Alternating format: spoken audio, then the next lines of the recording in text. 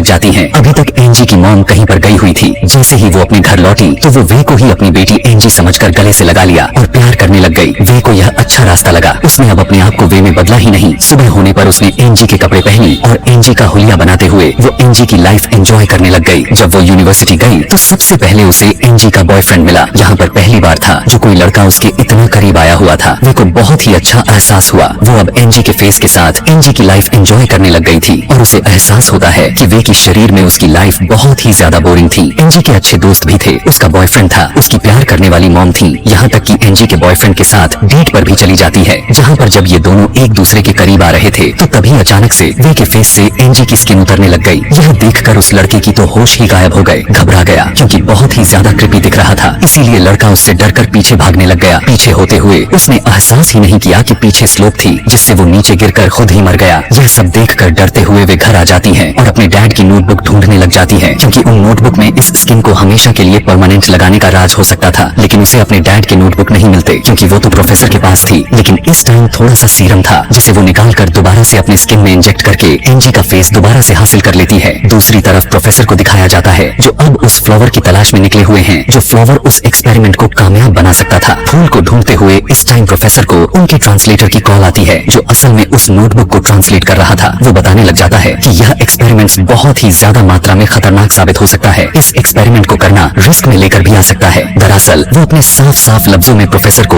यह एक्सपेरिमेंट्स को फौरन से बंद करने को कह रहा है। लेकिन प्रोफेसर उसकी एक तक नहीं सुन रहे थे। अब वे लैब में आकर अपने डैड की बुक को ढूंढने लग गई लेकिन कहीं पर भी उसे अपने डैड की बुक नहीं दिखाई दी क्योंकि वो तो प्रोफेसर ने अपने ट्रांसलेट को दे दी थी। इसीलिए वो फौरन से प्रोफेसर को कॉल लगाती है तो प्रोफेसर उसे बताते हैं हाँ वो बुक तो मेरे पास है लेकिन अब वो तुम्हें नहीं मिलेगी क्योंकि वो एक्सपेरिमेंट्स अब मैं अपने नाम से मशहूर करने वाला हूँ। यह सुनने के बाद तो वे को बहुत ज्यादा गुस्सा आ गया लेकिन वो तो कुछ कर नहीं सकती थी इसीलिए चुपचाप वहाँ से चली गई। यूनिवर्सिटी से बाहर निकलते ही उसे ईव नाम की लड़की नजर आ जाती है। उसे पता चलता है कि ईव का भी प्रोफेसर के साथ अफेयर चल रहा था। अब प्रोफेसर का गुस्सा लेने के लिए उसने एंजी बनकर उनसे ईव को घर पर इनवाइट किया और ईव आ भी गई। उसने आते ही गुस्से में वे ने उस पर हमला कर डाला। ईव भी परेशान हो गई और अपने आप को बचाने के लिए छुपते हुए गार्डन में पहुंच गई लेकिन वे ने उसे यहाँ पर भी पकड़ लिया और एक ड्रिल मशीन से उसे इसके ऊपर हमला करते हुए उसे मार डाला। ईव के मार लेने के बाद वो ईव के भी स्किन को उतार लेती है और उसे अपने मुंह पर लगा लेती है। अब एंजी से बदलकर बिल्कुल ईव की तरह दिखने लग गई थी। उसने अपने बालों को भी ईव जैसा कर लिया और कपड़े भी ईव की तरह पहनकर बिल्कुल ईव जैसी बनने लगी। उसकी फोन को देखते हुए उसने ईव का स्टाइल भी कॉपी कर ली ताकि कोई भी उसे पहचान ना पाए। इन्हीं सब के दौरान हम देख पाते हैं कि उसके नेबर का डॉग यह सब देखकर बहुत ज्यादा भौंके जा रहा था। इसीलिए नेबर ने पुलिस को कॉल कर दी लेकिन पुलिस वाले जब घर आए तो उन्होंने ईव को टॉवल में देखा और उसे कुछ भी कहे बगैर चले गए। अगली सुबह जब वो ईव के फेस के साथ जब यूनिवर्सिटी में जाती है उसे यहाँ पर बहुत